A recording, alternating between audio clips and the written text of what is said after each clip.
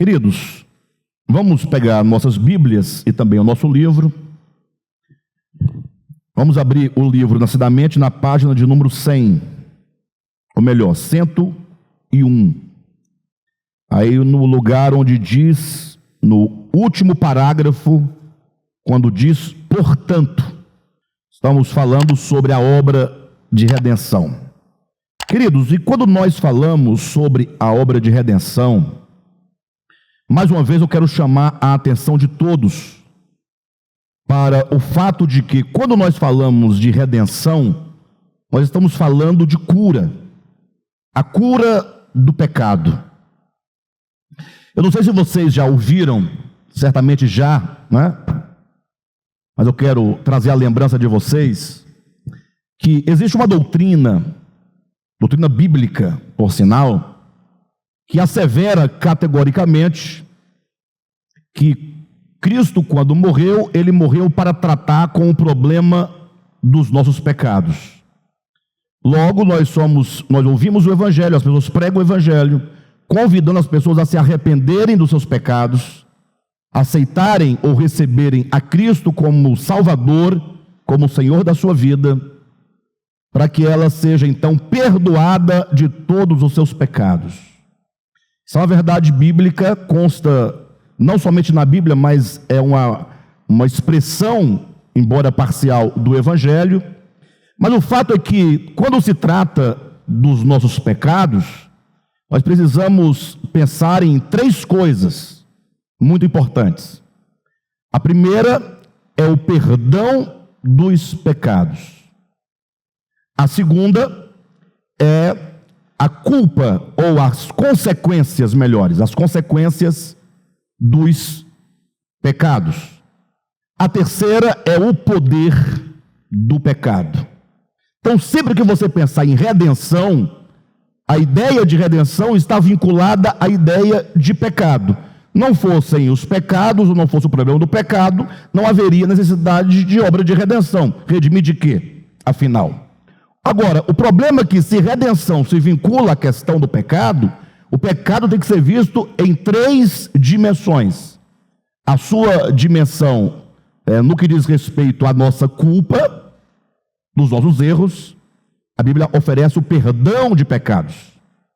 O segundo são as consequências que esse pecado nos traz, então temos também que ser livres dessas consequências. E o terceiro ponto é o poder do pecado sobre nossas vidas, do qual devemos ser libertos. Quem está entendendo? Bem, então logo alguém ouve o Evangelho acerca de Jesus, da sua obra, e ela crê na obra redentiva de Jesus, crê na pessoa de Jesus, na mensagem da cruz, a primeira coisa de que ela desfruta é do perdão de pecados. E isso, eu não vou entrar agora nos méritos, mas só para deixar claro, é uma questão da nossa consciência. O perdão de pecados não está para Deus. O perdão de pecados está para a nossa consciência, para o problema da culpa. Não sei se você, porventura, alguma vez já precisou pedir perdão para uma pessoa, para alguém que você feriu, que você magoou. Aí a pessoa chega lá, você pede o perdão, a pessoa fala, não, mas de que você está pedindo perdão mesmo? Não estou nem lembrado. Aí você fala a situação, ela diz, não tem do que perdoar, não tem mágoa no meu coração, está tudo bem. Fala, não, mas é porque eu precisava pedir, né? Ou seja, você tinha que tratar com a sua consciência efetivamente, mesmo que o outro não estivesse ofendido com você. Agora, às vezes você pede perdão para alguém que está de fato ofendido, não é? Mas, ainda que você erre contra uma pessoa e tal pessoa não esteja ofendida, não tenha nenhuma mágoa, nenhum rancor, nenhum ressentimento, ela está totalmente pura, limpa em relação a você, mas você sente necessidade, por causa da sua consciência, de tratar o problema. Perfeito? Então, quando falamos de perdão de pecados, o problema não está num Deus ofendido. Nós temos que superar essa ideia de um Deus ofendido, de um Deus irado, de um Deus incapaz de perdoar sem que haja algum pagamento, ou sem que haja algum procedimento, algum processo, um Deus mesquinho, um Deus mesquinho que faz questão dos protocolos, né? Do contrário, você não me pediu perdão, então tal. Esse é um Deus muito humano, né? Ou seja, são os homens desde sempre, não somente no judaísmo, no Antigo Testamento, mas em toda a história da humanidade, os homens, porque eles têm uma certa consciência da divindade, porque isso é um dom da própria razão humana, os homens têm ciência da divindade, e por não a conhecerem, eles têm a necessidade de projetar a divindade, e quando eles o fazem segundo os seus conceitos, segundo as suas percepções, segundo as suas reflexões limitadas acerca do divino. Então os homens criam esse tipo de Deus, mas tratando-se do Deus verdadeiro, do Deus revelado na pessoa de Jesus, o Eterno não é alguém que esteja machucado, nem ferido, nem decepcionado. Ora, mas tudo isso não significa que nós vamos banalizar. Então eu peco mesmo porque Deus é bacana, tal. Isso só prova que você mantém uma profunda inimizade contra Deus e quer se aproveitar da sua bondade, da sua misericórdia. E Ele continuará bondoso do mesmo jeito, mas são os seus pecados que trarão profundas consequências sobre a sua própria vida.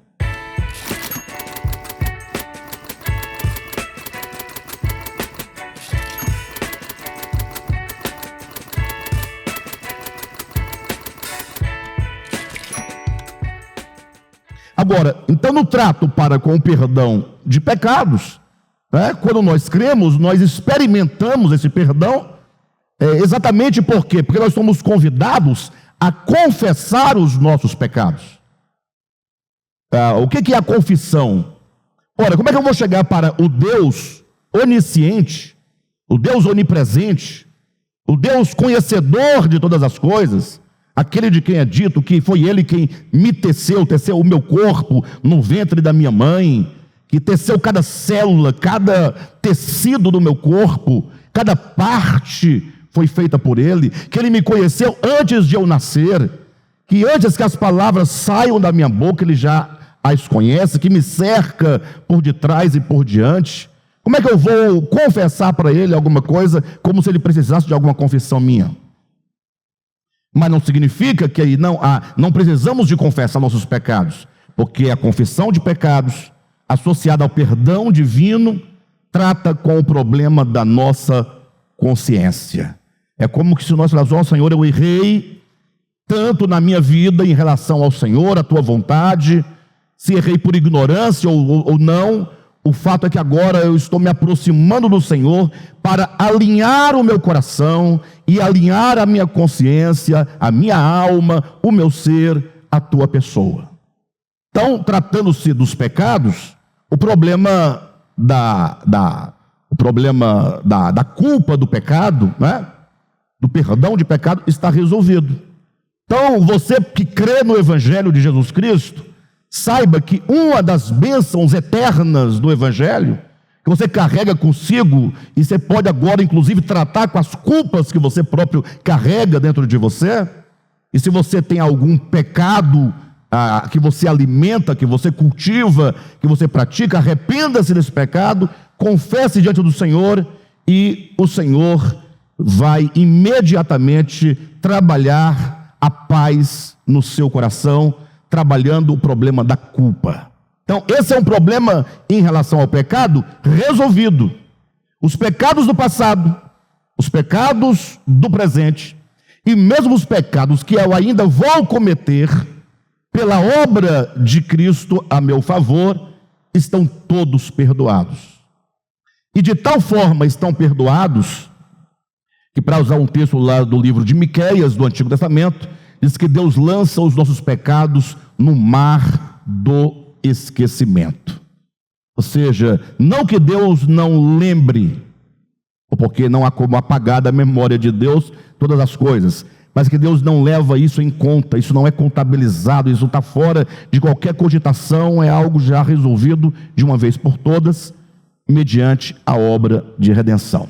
Mas nós temos um segundo problema. em relação ao pecado são as consequências do pecado. Quais são as consequências? Bem, existem dois tipos de consequências. Por isso que a Igreja Católica vai dividir o pecado em pecado venial e o pecado mortal. Salvo engano, se eu estiver equivocado nos termos, vocês me perdoem, mas o que vem à memória agora é exatamente isso. Então, há as consequências dos pecados que nós cometemos. Então, imagine comigo, um camarada, crente, servo de Deus, ou melhor, desculpe-me, camarada não é servo de Deus ainda, tal, está lá, então ele tem um casamento, ele destrói o casamento dele com infidelidade conjugal. Perfeito ou não? Aí contrai um segundo casamento. Aí ele tem filhos de um primeiro casamento que ele próprio destruiu, pela sua, enfim, e agora gera filhos de um novo casamento. Aí acaba também um segundo casamento, gera um terceiro, por infidelidade conjugal. O camarada, ele gosta de trocar de casamento, não consegue ficar no casamento, porque ele gosta muito de casamento, né? Aí o camarada se converte ao Senhor, olha, Senhor, aí vem a iluminação, e ele fala, puxa, como eu fui perverso com a minha família, com a esposa, com a primeira, com a segunda, com a terceira, com os filhos, tudo. Aí o Senhor, filho, você está perdoado. Olha que maravilha, trata com a nossa consciência ou não trata? Se Deus me perdoa, eu posso falar, ora, quem intentará acusação contra os eleitos de Deus? Só tem um problema, esses meus pecados, embora perdoados, deixaram na minha história uma marca, uma consequência, ou consequências. Quais consequências? 3 mulheres, para me ficar perturbando, cobrando a pensão, eu sem poder dar conta de 3 famílias, e quando eu fiz isso, eu não levei isso em conta, não fiz contabilidade. Filhos que talvez não me amem, não queiram minha presença.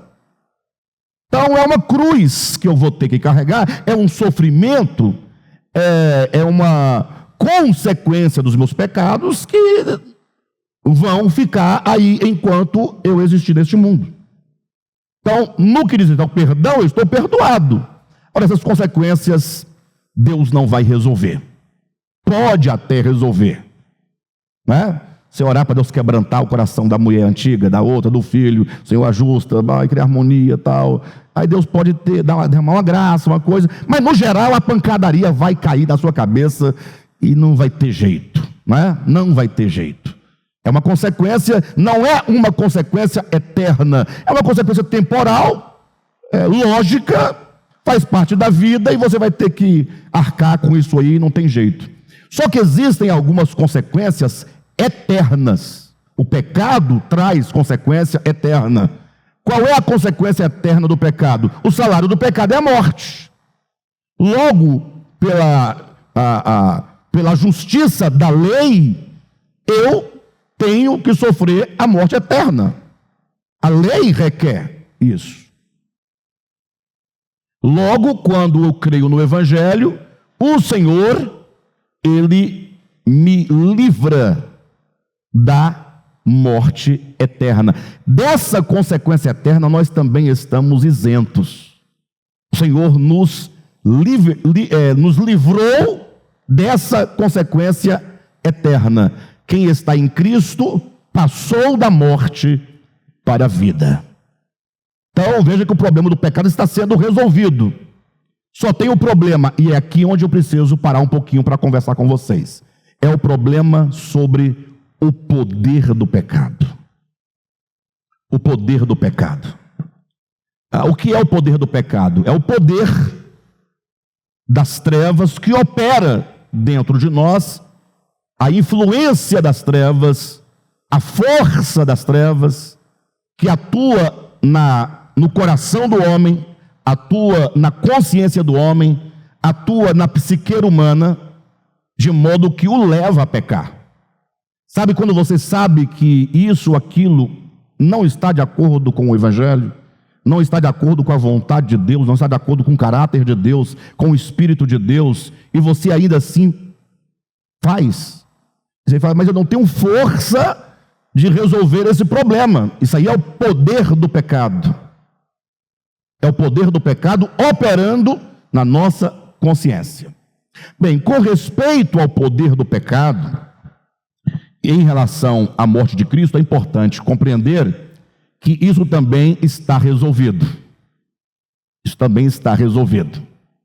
Abra sua Bíblia em Romanos capítulo 8. Tenham paciência que nós estamos tratando dessa questão, tá? Ficará claro para todos. Espero, inclusive por Daniel, que perguntou se iria compreender. Capítulo 8 de Romanos, versículo 4. Ou melhor, versículos 3 e 4. Então diz assim, olha, leia na sua Bíblia.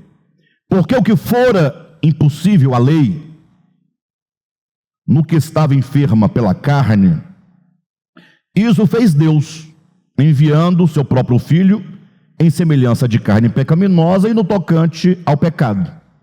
E com efeito condenou Deus na carne o pecado. Versículo 4. A fim de que o preceito da lei se cumprisse em nós, que não andamos segundo a carne, mas segundo o Espírito. Bem, como é que nós lemos um texto desse? Pastor, como eu não entendo, é tanta coisa aqui que não dá para entender. É só você ir lendo cada uma das proposições, uma por uma. Leia a primeira proposição, compreenda aquele juízo, aquela sentença. Leia a segunda e você vai associando a compreensão de uma sentença com a outra e você vai formando agora um pensamento, tá? Do que o texto quer dizer. Então vamos lá, primeira coisa, porquanto o que fora impossível à lei. Então a primeira sentença nos diz o quê? Que nós temos a lei, e essa lei, ela tinha um propósito, ela tinha uma intenção. A lei, ela queria alcançar algo em relação ao homem. Só que aquilo que ela queria realizar, para ela era impossível. O que fora impossível à lei. Está aí a primeira sentença? O que fora impossível à lei. Então, antes de nós seguirmos, eu vou adiantar o processo para vocês. A lei, vamos pegar somente os 10 mandamentos. Ela tem numa tábua mandamentos afirmativos, positivos, ou melhor, desculpe-me, mandamentos negativos, né? Que vão dizer não matarás, não adulterarás, não. São mandamentos proibitivos. E você vai ter outros mandamentos afirmativos, dizendo, ame o teu próximo, faça isso, enfim. O fato é que a lei, ela é uma expressão pálida, é uma expressão pedagógica do ser de Deus. Ou seja, aquilo que a lei exige ou pede que nós façamos é o reflexo daquilo que Deus é. Deus é santo, logo a lei é santa. Deus é justo, a lei é justa. Deus é bom, a lei é boa. Agora, a lei fica então falando, olha, ô Catolé, faça assim. Não tome o nome do Senhor teu Deus em vão. Ou não adulterarás. Ou não matarás. Não, o que pega mais para os crentes, né? Não levantarás falso testemunho. Os crentes caem nisso aqui toda hora. Porque crente é linguarudo, fofoqueiro e gosta de fake news. Crente gosta. Doido, nunca vi uma coisa desse jeito. Enfim, de todo modo, a lei fala, você sabe, você conhece a lei, só que a lei não consegue deter essa força bestial de desobediência dentro de mim. Ela não tem força nenhuma. O contrário, por exemplo, da lei de trânsito, né? Olha lá, quando você vai passar, está numa via dirigindo o seu carro, tem lá um pardal. Para quem não é de Brasília, pardal é um radar de velocidade, e está lá a placa 60 km por hora, você está a 80, o que é normal. Todo mundo já sabe que é normal Andaram 80, 90, 60. Isso é, o Detran sabe, o Detran também anda. Todo mundo sabe, todo mundo anda. Mas quando você vê a placa, quando você vê o pardalzinho, o que você faz? Você afronta ele? Não, o que você faz? Você reduz. Por que você reduz? Ou seja, a lei tem um certo freio sobre você. Porque você sabe que a consequência é inevitável. A multa vai chegar. Os pontos vão se acumulando na sua carteira. Você pode perder a sua carteira, logo porque as consequências são para você muito reais e concretas, você tem certeza absoluta do que vai acontecer, ela te trava um pouquinho. Porém, se não houver o pardal ali, a polícia está livre, você está com pressa, você vai, sabendo que não deveria fazê-lo. Sim ou não? Agora, tratando da lei de Deus, aí é uma questão mais complicada, né? Mais genérica, mais abstrata, porque Deus vai julgar, vai, o tribunal de Cristo vem, o trono branco vai, está tudo certo. Só que eu não levo isso em conta. Por quê? Porque isso está no plano da crença, no plano da doutrina, e logo eu ignoro isso, porque a multa não vai chegar na semana que vem. Vai chegar, só que nós não levamos em conta o nosso futuro. Nós vivemos como imortais, vivemos como se Jesus nunca fosse voltar, como se nunca teríamos que prestar contas. Vivemos, embora crentes, tá? Embora crentes. Mas, bem, de todo modo, a lei de Deus está aí, e os crentes dizem que guardam, eles pregam que deve cumprir, mas o fato é que a Escritura diz que era impossível a lei te fazer bom, santo e justo. Então mas a lei é de Deus? É de Deus, ela é boa, está tudo, com a lei não tem problema, o problema é a relação objetiva e exterior e externa entre você e a lei.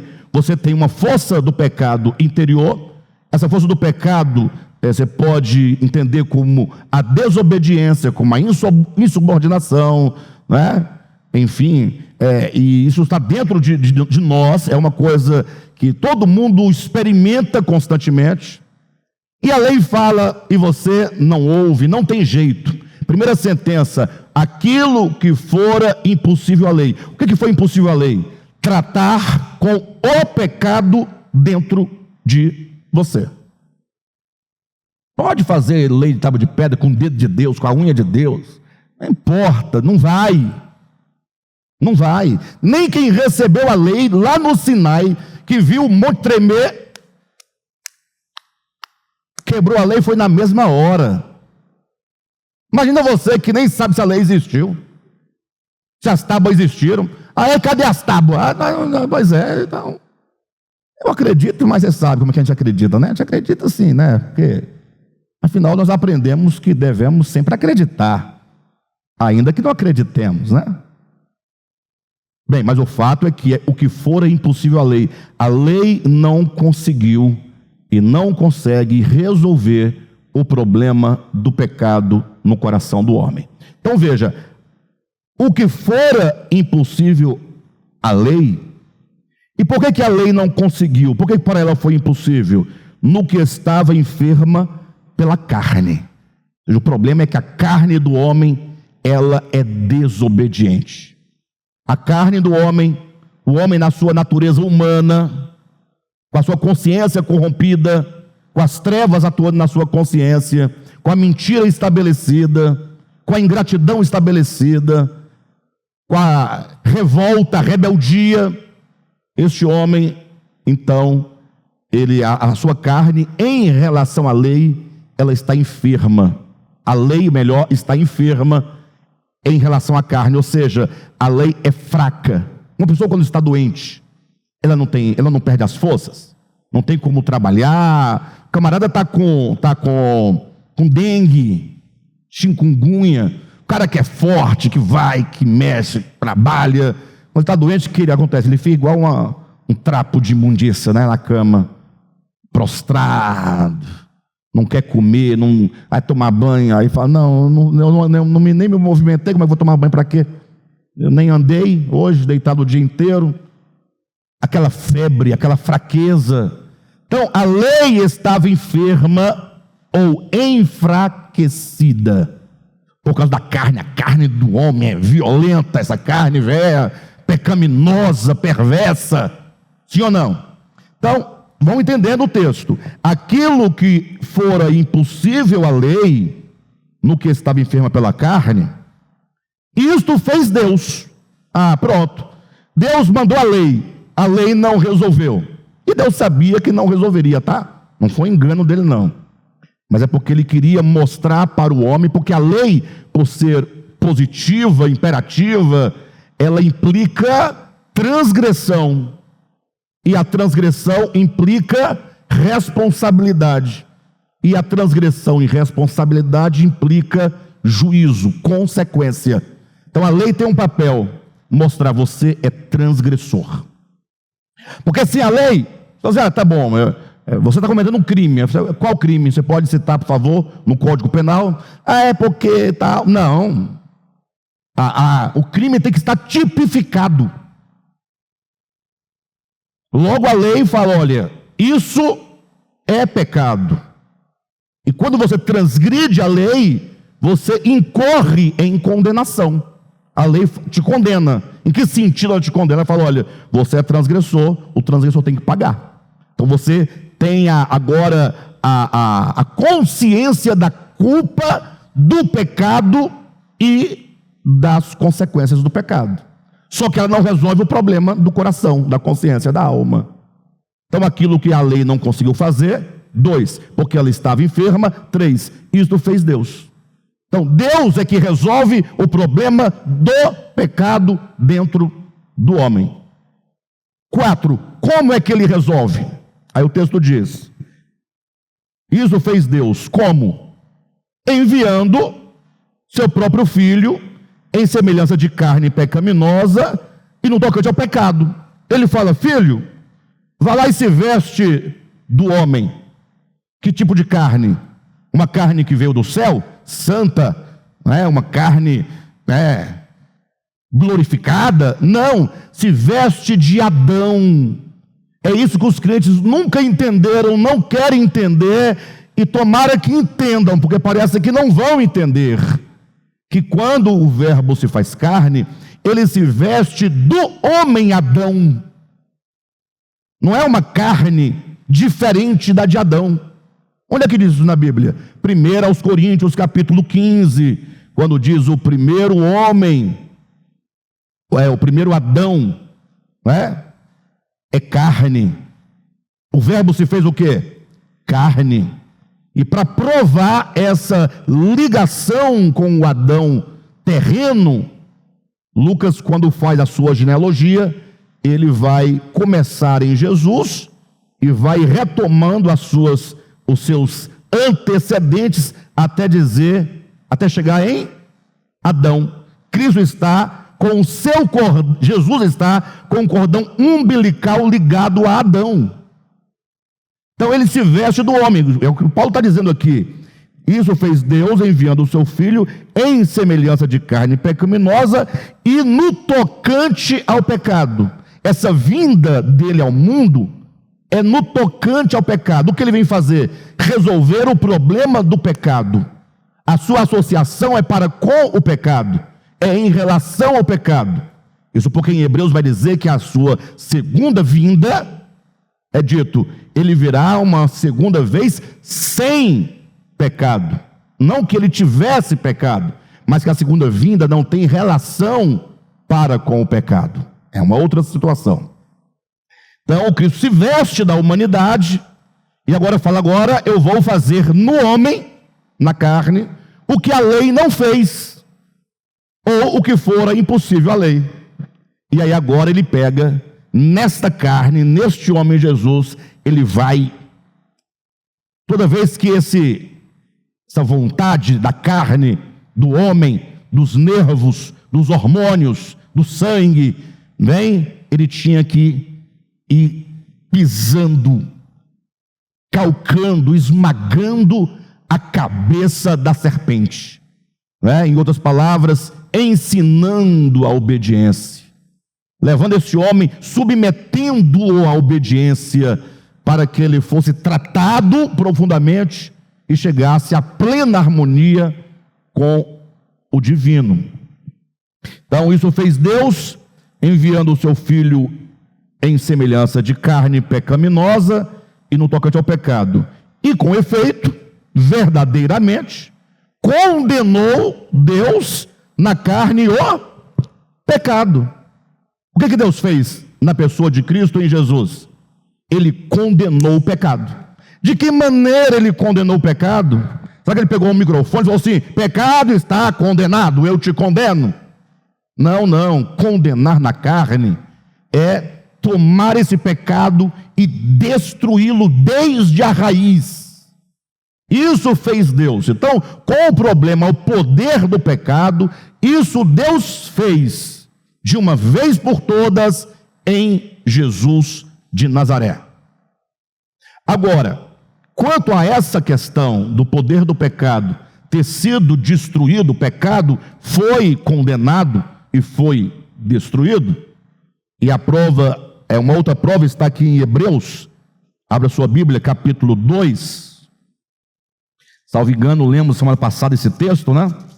Capítulo 2, versículo 14, quando diz: visto, pois, que os filhos têm participação comum de carne e sangue, desses também ele igualmente participou, para que por sua morte destruísse aquele que tem o poder da morte, a saber, o diabo.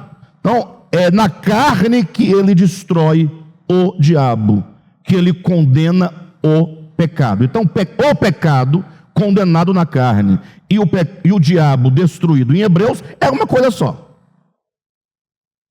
Quem entendeu? Então, Cristo resolve o problema do perdão de pecado, das consequências do pecado e do poder do pecado. Só que, desses três, nós só participamos imediatamente, quando cremos, dos dois primeiros. Porque o terceiro, tendo Deus destruído na carne o pecado, você percebe que ele ainda está em você. Crente, honesto, sincero, verdadeiro, autêntico, mas ele está aí. E o pior de tudo, que é a coisa mais dramática, é que na maioria dos cristãos, isso não é um juízo pessoal, isso é apenas uma constatação, tá? Na maioria dos cristãos, esse pecado está intacto, está forte.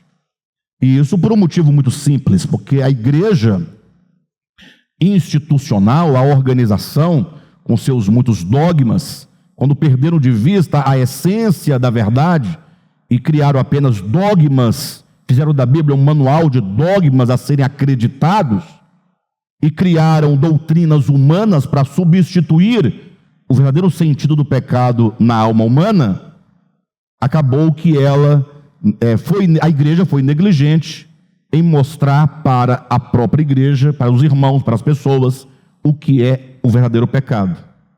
Ou seja, eles não anunciaram mais o problema, digamos, do adultério. Aí você dá um pulo. Como não? Eu já vi várias igrejas que expulsam os adúlteros. É verdade, tem mesmo, acontece. Só que observa quais são os que são expulsos. Porque quando é alguém de importância dentro da instituição, vira-se a mesa. Alguma coisa tem que acontecer para ajustar aquela situação. E não raras vezes líderes ficam nessa situação anos a fio e nada acontece. Não é? Não que deveria acontecer, eu só quero dizer que, bem, mas isso é o de menos. Porque o mais grave é o problema que jamais é tocado. E quando alguém toca também é uma vez aqui, outra ali, e ninguém também ouve não, que isso é bobagem. É quando Jesus eleva a lei a um nível tão alto que o homem, para o ser humano, é impossível de ele resolver, de modo que ele só poderá vencer tal pecado por meio da nova aliança, da nova lei de Deus, da nova lei de Cristo, que é a lei do Espírito de vida. Quando Jesus fala, aquele que olha para uma mulher com intenção impura no seu coração, já adulterou. Ou seja, o problema está onde? Não para Deus necessariamente no ato, mas está no coração. Porque é daqui onde tudo acontece. É aqui que é gerado. Quando vem a acontecer, é só o fruto. É só a exteriorização daquilo que já está corrompendo e apodrecendo dentro do coração de cada um. Bem, o fato então é que esse problema do poder do pecado é a grande questão que nós devemos atentar. Não tem o que discutir sobre o perdão de pecados, não há o que discutir sobre o fato de sermos libertos, não, sermos livrados das consequências eternas do pecado, também não tem o que muito discutir. Mas a força do pecado, o poder do pecado, essa é a grande questão. Por quê? Porque se a obra de redenção trata com o perdão de pecados, isso está resolvido, com as consequências do pecado estão resolvidas, e com o poder do pecado e não está resolvido, logo eu preciso experimentar este aspecto da redenção. Amém? Eu preciso experimentar, agora na minha própria experiência, e vou ser bastante redundante para que ninguém tenha dúvida, na minha experiência pessoal, né? Eu preciso experimentar a libertação do poder do pecado. De modo que, voltando para Romanos, capítulo 8, olha o que diz. Capítulo 8, versículos 4. A fim de que, ou seja, tudo isso que Deus fez em Cristo é a fim de que o preceito da lei se cumprisse em nós. Ou seja, não é a fim de que eu passe a cumprir a lei. O homem não consegue cumprir a lei, está claro. Mas ele destrói o pecado dentro do homem a fim de que o preceito da lei se cumpra em mim. Ou seja, não sou eu agora que tenho que cumprir a lei, mas ela se cumprirá em mim. Na prática não tem muita diferença, né? Não tem muita diferença, porque, digamos eu conseguisse cumprir a lei, em tese, todos os mandamentos, eu cumpri, está tudo certo. E digamos que a lei se cumpra em mim, então o resultado vai ser sempre o mesmo. Agora, o problema é que eu não consigo cumprir a lei. Pega apenas um único mandamento: amarás ao teu próximo como a ti mesmo. É um mandamento elevado. Você vai ter que colocar o seu próximo, né, na mesma altura de você. Aquilo que você quer para você, você quer para o seu próximo. O que você faz para você, você faz para o seu próximo. É um amor, amor é doação. Então tudo aquilo que você quer para você, você despeja sobre o seu próximo. Só que aí não para aí, porque vem Jesus e fala: não. Novo mandamento eu vos dou.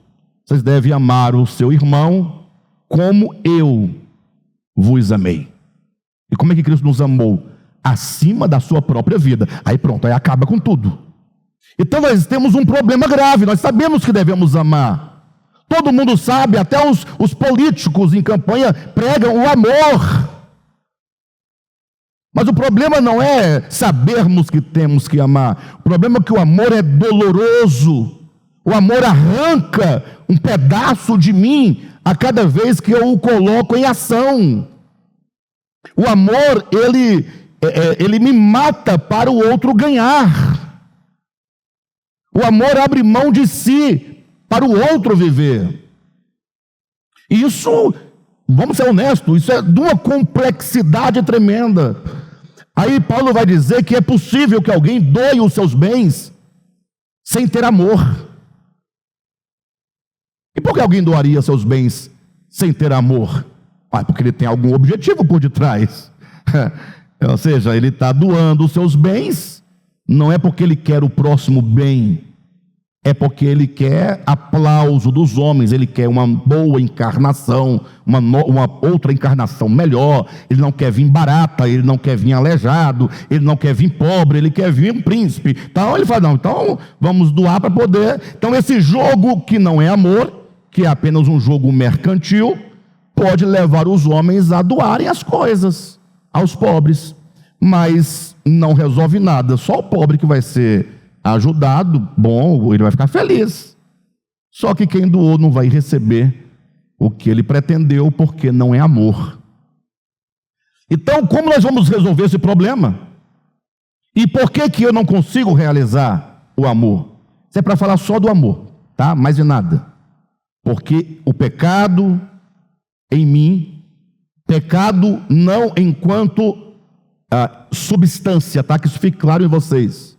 Mas pecado enquanto estado de consciência, um estado psíquico, uma consciência moldada a pensar e a viver de um determinado modo. Para vocês entenderem claramente, imagine só uma pessoa que nasceu na roça.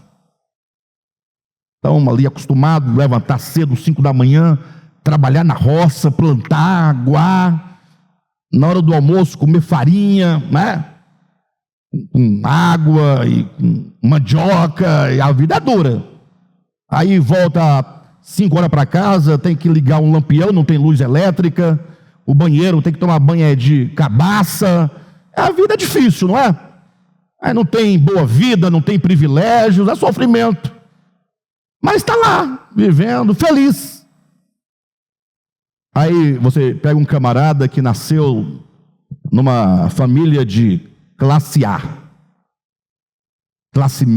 classe alta, rico, vai para a escola de carro, o motorista vai levar, o motorista vai buscar, chega em casa, a mesa está cheia de comida, ele vai almoçar, deixa o prato lá em cima, nem lava, nem tira o prato, vai jogar videogame deitado, ar-condicionado, lanchinho, tudo, dinheiro, tênis bom, calça boa, faz 18 anos, o pai dá um carro, a vida é maravilhosa. Aí de repente, por algum infortúnio, essa pessoa, agora aos 25 anos, é obrigada a viver na roça com aquele indivíduo. O primeiro que eu falei. Ele vai sofrer, ele vai ter que lutar muito, ele vai até passar fome, mas não por vontade própria. Ou seja, a consciência dele está moldada para um estilo de vida, de modo que ele pode até viver a privação, porque não tem. Só que ele luta contra aquilo 24 horas, ele xinga essa desgraça de inchada, essa desgraça de comida, eu estou brincando? Então assim, o que é isso que ele tem? É uma essência dentro dele? É uma substância? É um espírito? É o sangue dele que é diferente? Não, é o estado psíquico dele que é completamente alterado pelo tanto de tempo em que ele viveu num outro modo de vida. Isso aqui é um exemplo mais básico que eu pude trazer para os irmãos entenderem que o pecado é um estado de consciência, uma mente formatada para um tipo de existência em relação a Deus, em relação ao meu próximo, em relação à natureza, em relação aos animais, em relação à água, em relação ao meu corpo, em relação a tudo aquilo que não é o meu ego. Então esse ego, ele é o pecado. Então, pecado que foi destruído por Cristo, a serpente que foi destruída por Cristo, o ego é tudo uma coisa só. Esse ego, por que interessante, eu não vou poder me aprofundar porque o horário está avançado, mas eu nem comecei a ler o livro, imaginem, né? Mas é porque eu vou entrar nesse ponto agora no livro, mas tenha paciência, né? Paulo, em 1 Tessalonicenses, quando ele fala sobre o problema da impureza sexual, né? Paulo, ele traz um argumento que até então, antes de eu ler melhor o texto, não passava pela minha cabeça. Paulo vai argumentar, quando se trata do adultério, da impureza do coração, ele vai dizer que não pode o homem defraudar o seu irmão. Olha a ideia. Olha que o peso não está no ato sexual em si. Porque o ato sexual, desculpem me falar assim, mas é só um ato. Cachorro faz, gato faz, lagartixa faz, macaco faz, onça faz, quem mais faz? Formiga. Então Deus não pode falar que isso é pecado, não tem nada de impuro nisso. E se o camarada se casa de modo legítimo, deixa pai e mãe, estuda a sua mulher, não vai ficar lá fazendo? E não é puro? Então o problema não é o ato em si. O problema é que quando eu cometo esse ato, eu estou defraudando primeiramente a minha esposa. O direito, a honra. Então veja que é um problema de ego. Eu defraudo alguém em prol do meu prazer, da minha satisfação. E a outra mulher, se tem marido, também é defraudado o marido dela. Eu defraudo aqui, defraudo lá, a mulher defrauda lá, defrauda aqui. Tudo é um problema de quê? De egoísmo. Eu sei que os crentes não aceitam isso, mas não tem problema. Eu estou numa idade, vou fazer 50 anos, que eu não tenho mais tempo de ficar alisando ninguém.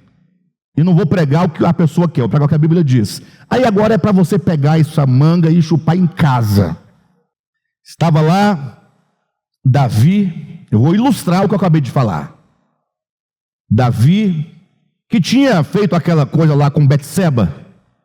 Vocês lembram que Davi olhou uma mulher que era do profeta, não, do seu servo Urias, não é? Mas vocês sabem da história, né? Cometeu adultério, etc. Mandou matar o marido da mulher, depois, enfim. Aí estava tudo bem, porque o homem morreu, o marido da mulher morreu. Nasceu da relação um filho, que foi...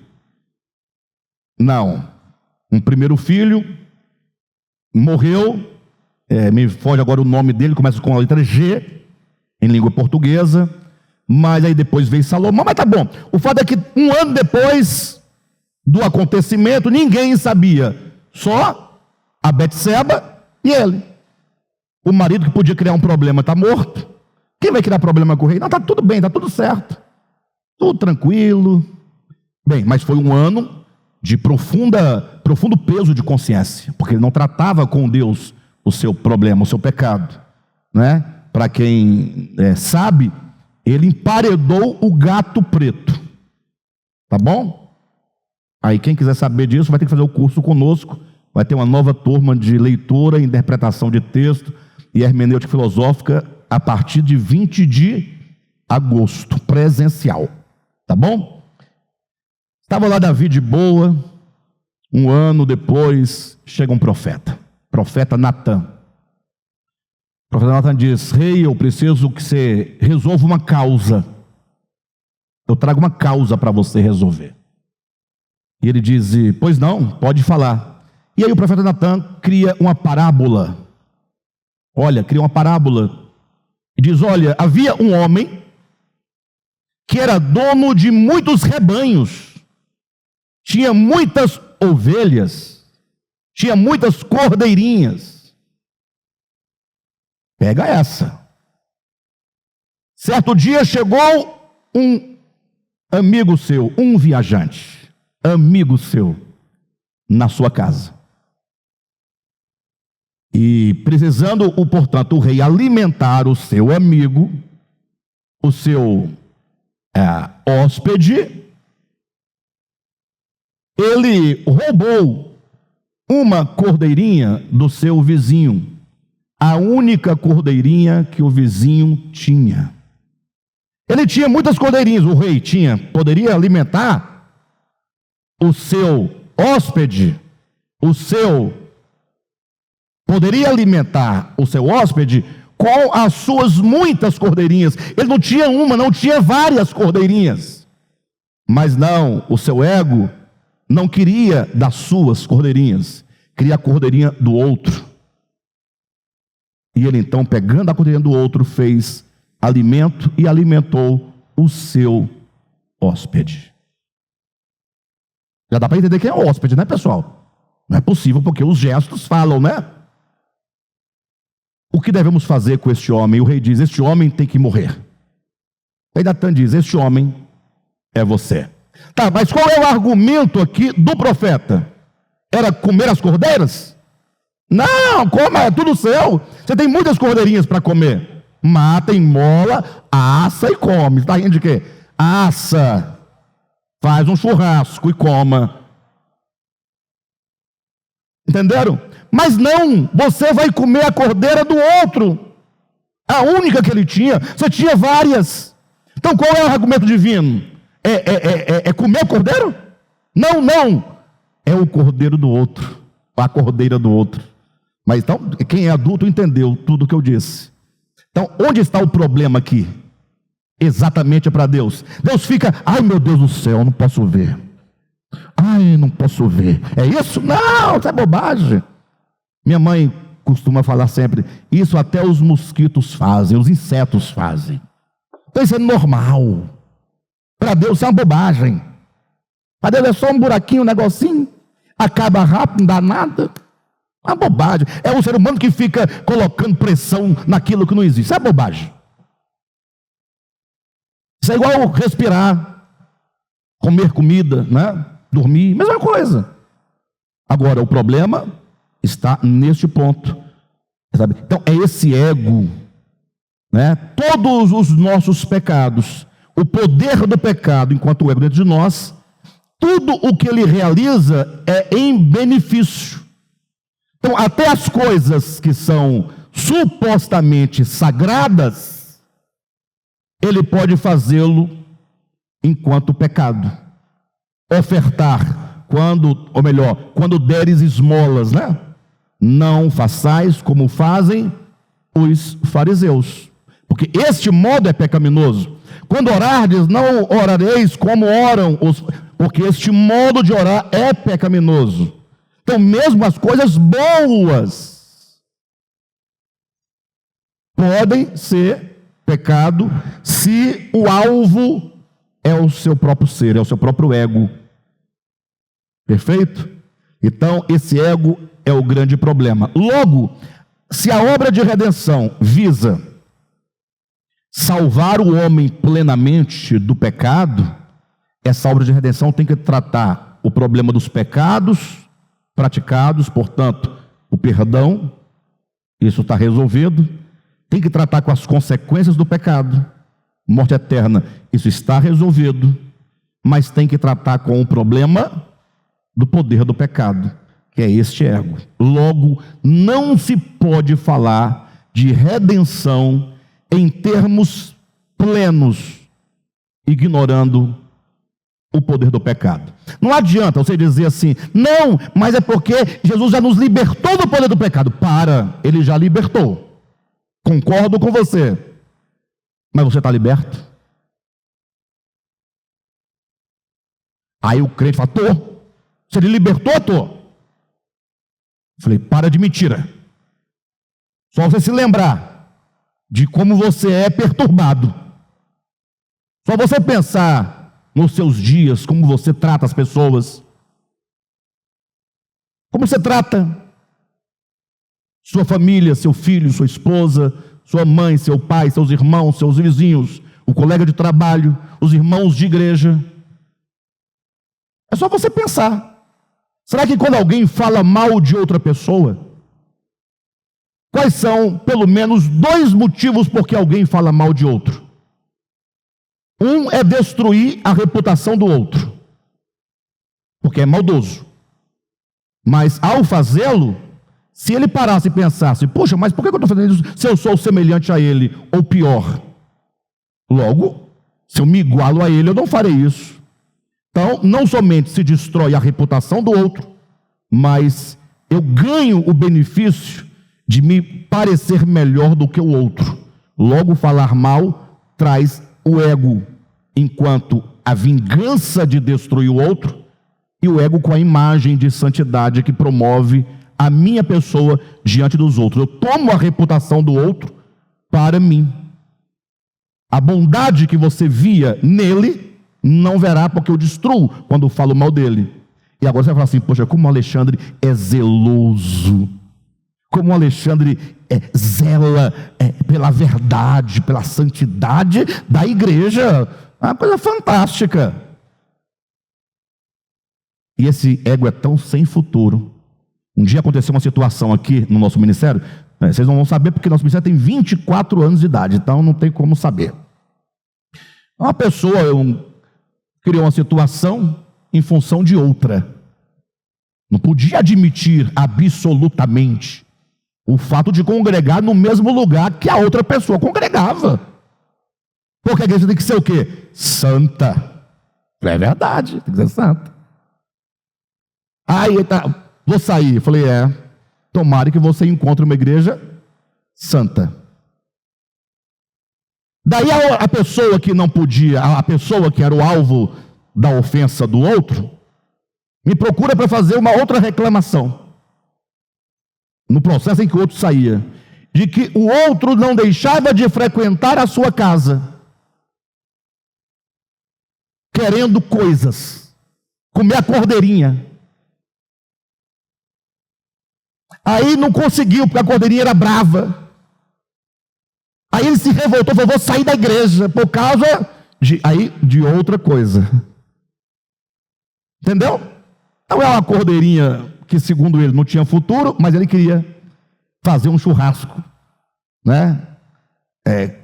Carne mal passada para mal. Mas por que saiu do ministério? Santidade. Vamos. Isso acontece todo dia, toda hora. Ninguém sai do ministério e fala assim: eu saí porque eu não consigo ficar, eu tenho problema. Não, ela sempre vai dizer que ela vai sair em nome da santidade. Aqui não entre por santidade. Aqui não tem santidade desse tipo, não. Aqui tem santidade enquanto a obra santificadora que o Espírito Santo está realizando em cada um de nós, dentro do nosso coração. Observa o quanto que o Senhor já te separou das coisas mundanas. Não separou tudo, mas tem separado. Tem separado, vai te dando consciência. Antes você não tinha consciência de algo, aí o Espírito Santo vai te ajustando, vai te convencendo, vai te quebrantando. Você vai mudando, uma coisa gostosa, é real, é verdadeiro. Mas falta muito ainda, mas está acontecendo. Nisso eu acredito. Agora olhar e achar que santo aqui é só a irmã Maria de Cerqueira. Ali é. Agora, Dudu, Sana, para. Quem está entendendo? Então, esse ego é alvo da obra de redenção. Se ele não for destruído, a obra de redenção efetivamente não se concretiza. Até porque os dois elementos que a obra de redenção resolve são dois problemas que não estão exatamente em mim. Porque o pecado que eu cometi, ele, teoricamente, ou melhor, na prática, não existe mais. Já foi cometido. O perdão, as consequências, que é a morte eterna, que é um juízo escatológico, do qual eu estou livre, também não está aqui. A única coisa que a obra de redenção trata, que está em mim, é o poder do pecado. Quem entende? O poder do pecado é que age em nós e que nos leva, embora cristãos, a viver não raras vezes como verdadeiros incrédulos. Bem, dito isso, ou entendido isso, vamos para o nosso livro, página 101. Último parágrafo, onde começa dizendo: portanto, a morte redentora do Cristo, fora do tempo, isto é, antes da fundação do mundo, e manifestada na história, isto é, quando Jesus de Nazaré morreu na cruz do Calvário, a morte redentora de Cristo é a pavimentação de um caminho no coração humano, a fim de que o homem possa retornar à casa do Pai. Então veja, quando o Cristo se encarna em Jesus, desde bebezinho, desde o germezinho, ali começa no homem a abrir um caminho dentro desta humanidade. Ou seja, tem que haver um homem, uma matriz humana em que tal caminho esteja aberto, para que a partir dele sejamos nós moldados.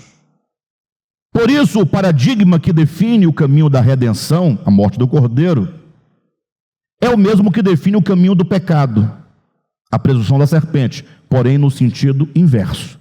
Ou seja, entenda que esse ego que hoje nós podemos e sabemos que nós temos, porque ele está aí em você. Hoje agora quem está falando mal de mim é o ego. Você que está aí, pois é isso aí, ó. A prova é essa, né? Então esse nosso ego, ele é fruto de um caminho que foi construído dentro da consciência humana e também de outros seres semelhantemente caídos. É um caminho na consciência. Entenda que o estado de corrupção espiritual, de pecado, de morte, não é uma coisa objetiva ou um capricho divino, porque está ofendido, porque ele bebeu cerveja. Não, é um problema, um caminho que se construiu dentro do homem, que o faz mal, perverso, amante de si mesmo, orgulhoso, presunçoso, arrogante. E todas as suas ações, seus feitos, sempre vai ferir alguém para o seu próprio benefício e prazer. Então, assim como se fez, o pecado fez um caminho dentro do homem e construiu essa consciência, a salvação, a redenção, do ponto de vista da vitória sobre o poder do pecado, é um caminho inverso. Então tenha essa ideia de caminho, e para que fique claro, a estrada pela qual o filho pródigo saiu da casa do seu pai e foi para uma terra distante, é a mesma estrada que o traz de volta à casa do pai, só que em sentido inverso. Então, a cada passo, saindo da casa do pai para a terra distante, é uma decisão contra o pai, contra a obediência, contra a verdade, contra o cuidado do pai. É um passo de rancor, de inimizade, de raiva, de amor a si mesmo. E agora, cada passo no sentido agora da terra distante em direção à casa do pai, é um quebrantamento, é um arrependimento, é compreendendo o pai, é amando o pai, é desejando pelo pai. Então é um processo de queda ou de enfermidade, é um processo, digamos, de morte. Vai morrendo, até porque em Gênesis 2, 17, salvo engano, quando fala do comer da árvore do conhecimento, diz: comendo da árvore do conhecimento do bem e do mal, certamente morrerás. Pega no hebraico a palavra certamente, e você vai encontrar morrendo. Aí se você traduzir literalmente, vai ficar: morrendo, morrerás. Como morrendo, morrerás? É porque a morte eterna é o escopo de todo um trajeto de morte. Você vai morrendo, é um processo de enfermidade. Eu estou procurando um verbo de enfermidade. Como é que é? De enfermizar, não. Você vai adoecendo, de enfermar, você vai enfermando, você vai entrando a níveis cada vez mais profundo. É aquele câncer que está no estágio 1, estágio 2, estágio 3, estágio 4, estágio 5, não tem mais chance, agora pronto, estágio terminal, até a morte eterna. A redenção, no que tange ao homem, que diz diretamente a ele que é o poder do pecado que opera nele, é um caminho de convalescência.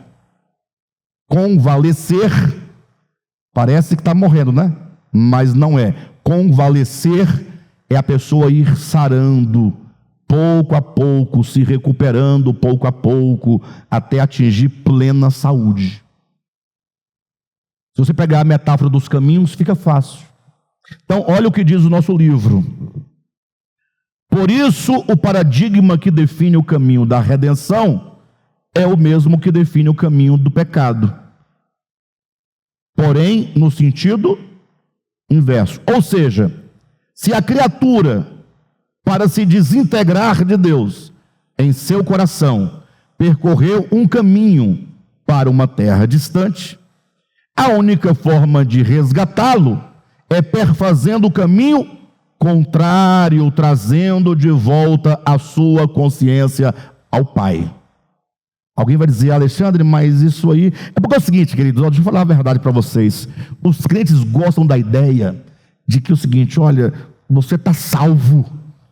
A esse ponto, eu estou salvo. Jesus me salvou, né? Tem um hino lindo, lindo, lindo, lindo, lindo do Diante do Trono, mas que, embora traduza a verdade bíblica, mas não gera consciência da verdade bíblica quanto ao seu significado. É aquela música, como um leão, né?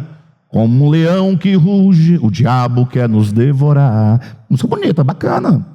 Aí ele vive, ele venceu, ele me libertou, eu sou livre. Do ponto de vista do que Deus realizou em Cristo, está tudo certo. Agora você está livre? Quem está lá na igreja pulando, eu sou livre. Como é que é a música? Lembra aí? Não, do livre.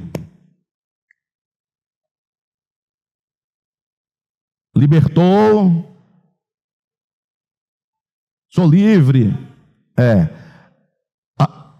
Aí eu pergunto, você que está aí pulando, eu sou livre. O pecado não pode mais me dominar. Essa frase, pronto, essa frase aí. Isso é verdade do ponto de vista daquilo que Deus realizou em Cristo. Agora eu quero que você fale isso na sua casa, no meio de uma briga com o teu marido. Aí quando vinha aquele ódio, aquela coisa, você querer esganar o marido, xingando ele de filho de Raabe, neto de Betseba. Aí você fala agora que é livre. Você vai mexer. Alguém fala assim: diga que você é livre agora. A pessoa te xinga. Ela te xinga. Nem para falar assim: puxa, peraí, tem um problema, né? Não, tem um problema. Então, não, poxa, tá certo. Não, beleza, eu não vou falar que estou livre, não. Eu não estou livre, não. Pronto. Não, mas ela vai te xingar, vai achar que você é acusador. E no próximo culto, o que vai acontecer? Eu sou livre, o pecado já não pode me derrotar, eu sou livre. Aí alguém vai dizer: mas, pastor, peraí, mas a Bíblia não diz que nós fomos libertos ou não? Ela diz. Do mesmo jeito que ela diz que você também já está glorificado. Romanos capítulo 8, versículo 30. E aos que de antemão conheceu, também os predestinou. E aos que predestinou, a esses também chamou. E aos que chamou também, justificou. E aos que justificou, a esses também glorificou. Isso é uma declaração de que Deus já nos glorificou. Agora, olha no espelho. Será que uma pessoa glorificada tem problema de próstata? De varize?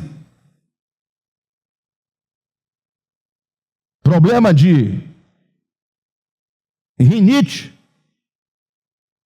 Mas então... não, mas isso é uma declaração daquilo que Deus fez em Cristo. Pronto, é isso aí.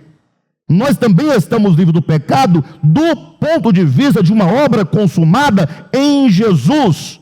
Agora o Evangelho diz: você agora precisa se unir a esse Jesus. por meio da fé e morrer com Ele. Ninguém diz para os cristãos que eles têm que morrer com Cristo. Ah, não, mas é verdade. Eles vão dizer, não, nós já morremos com Cristo. Porque eu me batizei na chácara do pastor Raposo.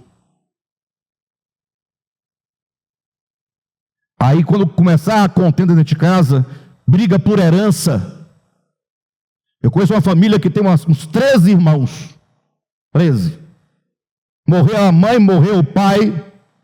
E aí a briga começou na família.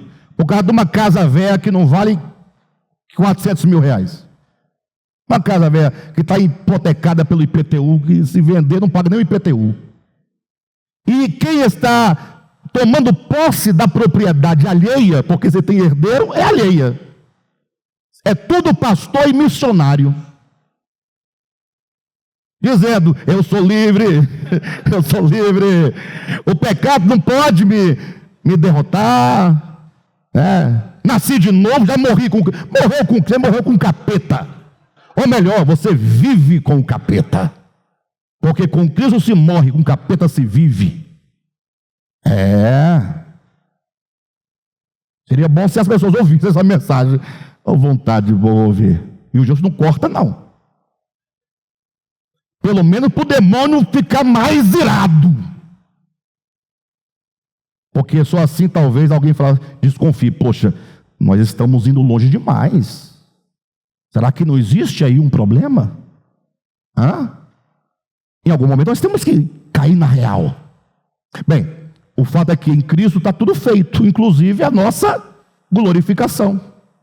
Mas o Evangelho diz, se você crer, para você experimentar este caminho de redenção, que trata com o problema do pecado, com o poder do pecado, que se chama Satanás, se chama o pecado, se chama ego, você vai ter que se unir a Cristo na sua morte.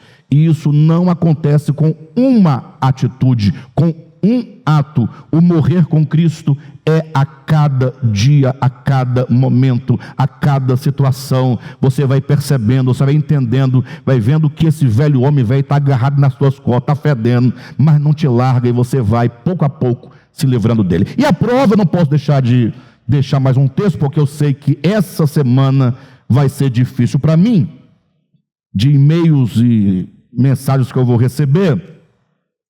Veja mais o texto de Colossenses, capítulo 3. Ou melhor, capítulo 2, versículo 20 e 21. Se morrestes com Cristo para os rudimentos do mundo, por que, como se vivesseis no mundo, vos sujeitais a ordenanças? Não manjeis isto, não proves aquilo, não proves aquilo outro. Bem, qual é o pressuposto desse texto? Paulo parte de uma hipótese. Qual a hipótese? Se morrestes com Cristo. Logo dizendo, você morreu com Cristo? Responda que sim. Pronto. É a mensagem. Então nós morremos com Cristo. Glória a Deus. Então, capítulo 3 da mesma carta, versículo 5. Se você morreu com Cristo, versículo 5, fazei, pois, morrer a vossa natureza terrena. Mas o que eu vou fazer morrer se já morri? Quem consegue ver que existem dois aspectos diferentes?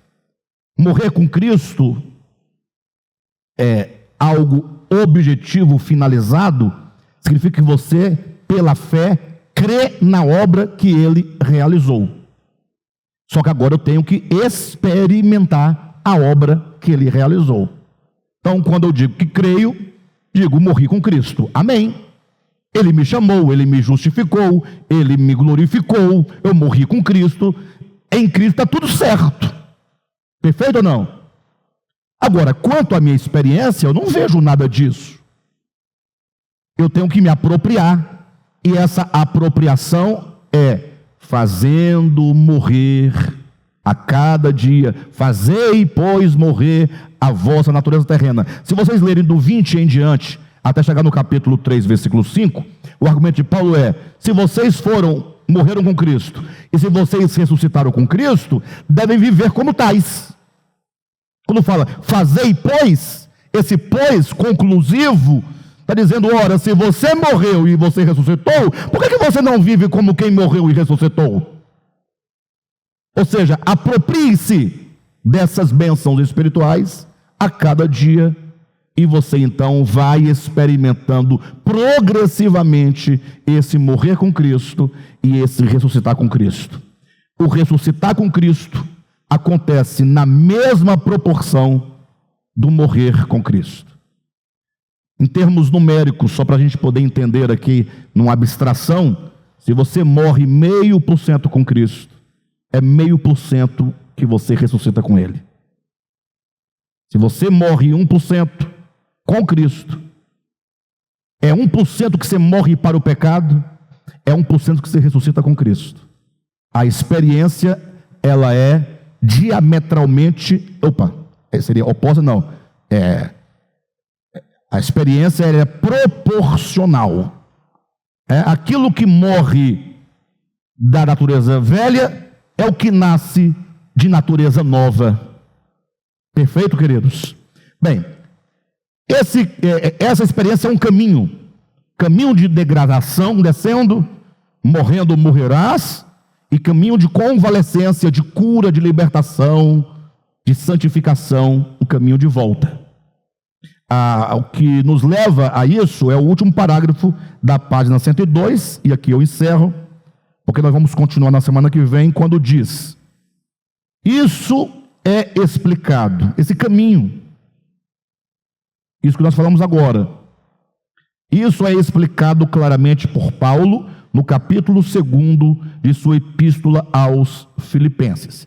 Vejamos o que o apóstolo diz nesse texto e comparemos ao que é dito acerca do pecado em sua origem, tá bom? Então, semana que vem, nós vamos mostrar este caminho de morte e de vida, esses contrários, a partir de Filipenses capítulo 2, neste quadro que está na página 103. Tá bom? Obrigado por terem vindo.